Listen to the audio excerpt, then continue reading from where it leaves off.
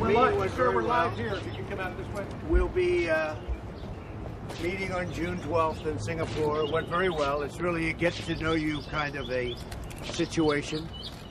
Mike has spent 2 days doing this. We've gotten to know their people very well, and you people are going to have to travel because you'll be in Singapore on June 12th. And I think it'll be a process. It's not, I never said it goes in one meeting. I think it's going to be a process. But the relationships are building, and that's a very positive thing. Mr. President, what's your sense of what the North Koreans are willing to do on the issue of denuclearization? I think they want to do that. I know they want to do that. They want other things along the line. They want to develop as a country. That's going to happen, I have no doubt. Japan is involved, as you know, and South Korea is very much involved. We're involved in terms of getting everything. Everybody wants the United States, so we're going to help in the process very much. Without us, it wouldn't happen. But I think that you see a lot of very positive things, including with China. I think you see a lot of very positive things happening with President Xi, who has helped me quite a bit with this. So we'll see where it leads, but we're going to be June 12th. We'll be in Singapore. It'll be a beginning. I don't say, and I've never said it happens in one meeting. You're talking about years of hostility, years of problems, years of really hatred between so many different nations. But I think you're going to have a very positive result in the end. Not from one meeting, but you're going to have a very... You appear to question their sincerity in your letter to Kim Jong-un last week. Have they gone far enough now? Well, don't forget, my letter was a response to their letter. The media forgot that. You know, the media said, oh, you had a meeting, then you canceled. I didn't cancel the meeting. I canceled it in response to a very tough statement. And I think we're over that, totally over that. And now we're going to deal, and we're going to really start a process. We're meeting with the chairman on June 12th. And I think it's probably going to be a very successful, ultimately a successful process. We'll see. Remember what I say. We will see what we will see. But I think it's going to be a process that we deserve to have. I mean, we really deserve. They want it.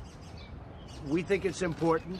And I think we would be making a big mistake if we didn't have it. I think we're going to have a relationship, and it'll start on June 12th. What can you get done in one meeting? What can you get done on June 12th? Well, this was a very good meeting. Don't forget, this was a meeting where a letter was given to me by Kim Jong-un, and that letter was a very nice letter. Oh, would you like to see what was in that letter? Would you like? How much? How much?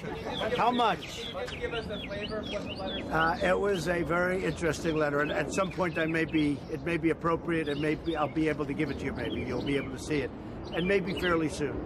But really, this was a letter presentation that ended up being a 2-hour conversation. Why did it end up going so long? Because we found the whole subject matter very interesting, and because I really think they want to do something, and if it's possible, so do we. What did he ask you?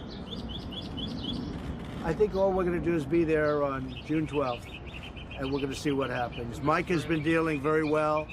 They have a very good relationship with Mike Pompeo, our Secretary of State.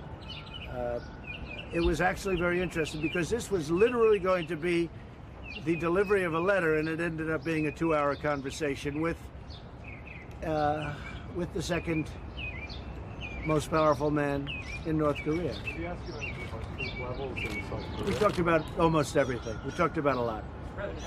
And we talked about sanctions. Did they agree to CVID? I don't want to say that. We talked about a lot of things. We really did. But the big deal will be on June 12th. And again, it's a process. It doesn't go. We're not going to go in and sign something on June 12th. We never were. We're going to start a process. And I told them today, take your time. You can go fast. We can go slowly. But I think they'd like to see something happen. And if we can work that out, that'd be good. But the process will begin on June 12th in Singapore. Do you believe Kim is committed to denuclearization? Yeah, I do think so. He'd like to see it happen. He wants to be careful. He wants to be, he's not going to run and do things. But I told him, to be honest with you, look, we have sanctions on. They're very powerful sanctions. We would not take sanctions off unless they did that. But the sanctions are very powerful. You've seen how powerful in other ways. You're going to see how powerful sanctions are when it comes to Iran. You see what that's doing to Iran.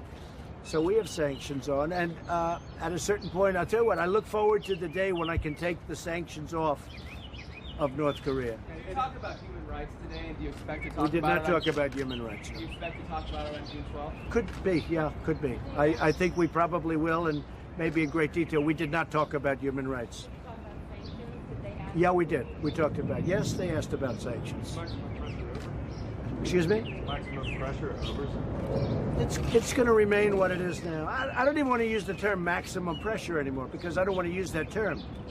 Because we're getting along, you see the relationship, we're getting along. So it's not a question of maximum pressure. It's staying essentially the way it is. At some point, hopefully, a deal for the good of millions of people, a deal will be worked out. Mr. President, how would you describe the state of relations now between the United States and North Korea after your meetings today? Well, I think they're okay. I mean, I think they're good.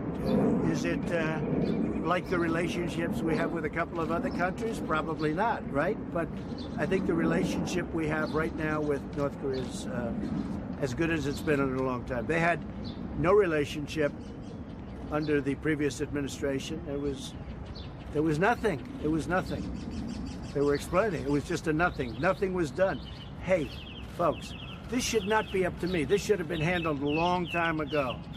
This got to a very critical point. This should have been handled many years ago, not only by President Obama, but by other presidents that preceded me. This shouldn't be done now. This should have been done years ago. Do you plan to offer the North Koreans economic aid? Well, what's going to happen is South Korea will do that. No, I don't think the United States is going to have to spend. I think South Korea will do it. I think China, frankly, China will help out.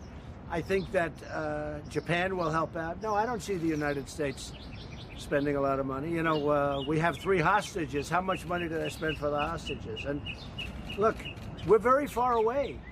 We are very far away. Those places are very close. That's their neighborhood.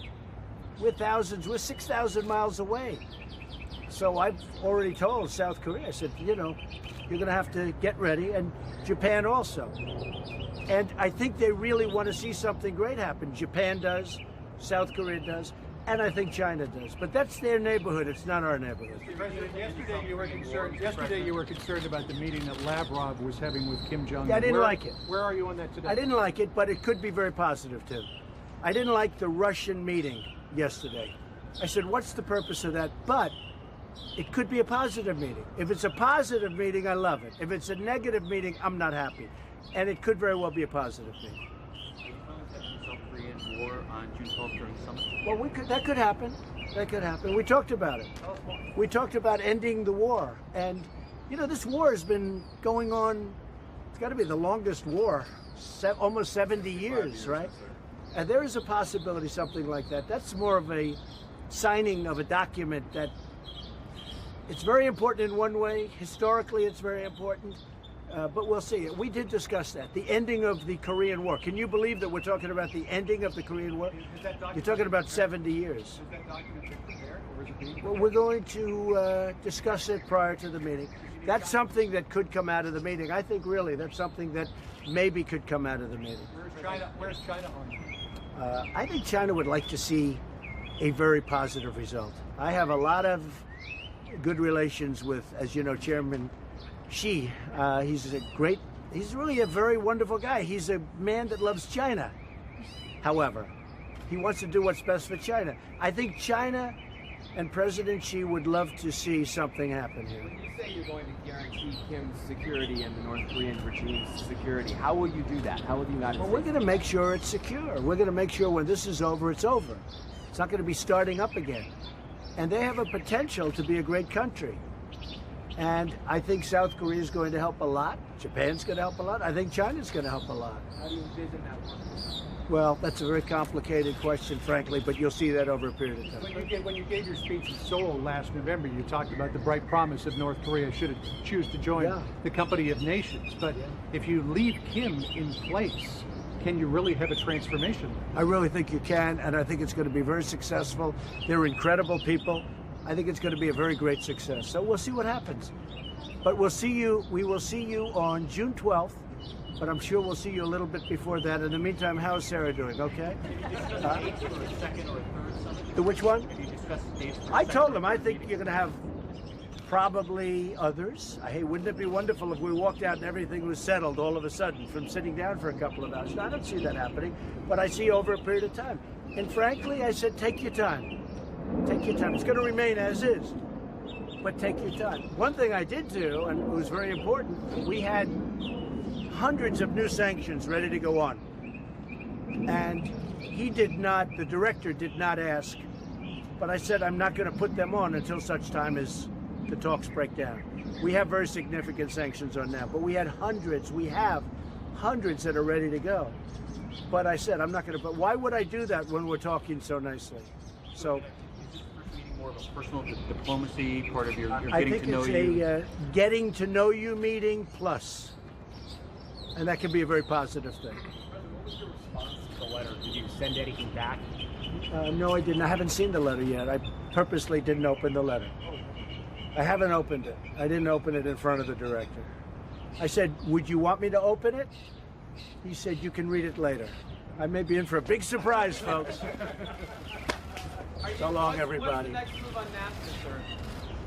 Well, NAFTA, look, it's been a terrible deal for the United States. People are starting to see it. We lose over $100 billion a year with Mexico. We lose many, many, many billions of dollars with Canada. Canada doesn't take, I mean, they're very restrictive as to taking our agricultural product and other things. And, you know, all of these countries, including the European Union, they charge 5 times the tariff. We don't charge tariffs, essentially. They charge 5 times what we charge for tariffs. And I believe in the word reciprocal. You're going to charge 5 times, we're going to charge 5 times. That hasn't been done. No other president ever brought it up. And it's going to be done now. So we're negotiating numerous deals. We're talking about NAFTA. To be honest with you, I wouldn't see NAFTA. I wouldn't mind seeing NAFTA where you'd go by a different name, where you make a separate deal with Canada and a separate deal with Mexico, because you're talking about a very different 2 countries. But I wouldn't mind seeing a separate deal with Canada where you have one type of product, so to speak, and a separate deal with Mexico. These are 2 very different countries. It's been a lousy deal for the United States from day one. We lose a lot of money with Canada and we lose a fortune with Mexico. And it's not going to happen like that anymore. I mean, Mexico has taken our car companies, a big percentage of them. And we can't do that. And look, the American worker agrees with me. Obviously, the stock market agrees, because when you look at what's going on with the stocks, they're starting to see I'm right. But if you take the European Union and you see the kind of tariff they charge, and then we don't, that's called not fair trade. I want fair trade. I like free trade, but I want fair trade. At a minimum, I want fair trade. And we're going to have it for our workers and for our companies. And you know what? The other side understands it. To be honest with you, they cannot believe that they've gotten away with this for so many decades. Canada, the UK, some of our closest allies are complaining long and loud about these new tariffs. What do you say to them? They're our allies, but they take advantage of us economically. And so I agree. I love Canada. I love Mexico. I love them. But Mexico's making over $100 billion a year. And they're not helping us with our border because they have strong laws and we have horrible laws. We have horrible border laws. They have strong. They could solve our border problem if they wanted, but they don't want to. And when they want to, then I'll be happy. But I think we have a good chance of doing some great trade deals that will make America great again, right? That's what we're doing. But America has picked up, we've made about $8 trillion in value since, you know, we're double the size of the economy of China. We've picked up a lot of value, a lot of wealth since I've been president. More than $8 trillion. And that's a very low number because we're talking stock market wealth. I'm talking about beyond that. Our companies are doing great. We're doing great. Our military's rebuilding. We have a lot of great things going. We're going to straighten out trade. The trade is going to be easy. And other countries understand. You know, when I talk to them, they look at me, and this is in closed doors, not for you people.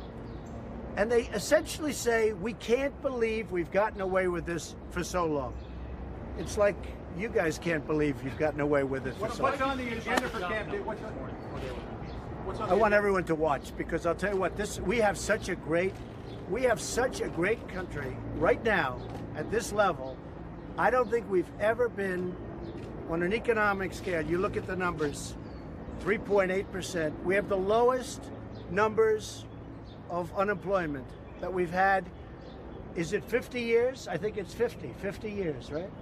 So we have some of the best economic numbers we've ever had as a nation, and that goes a long way.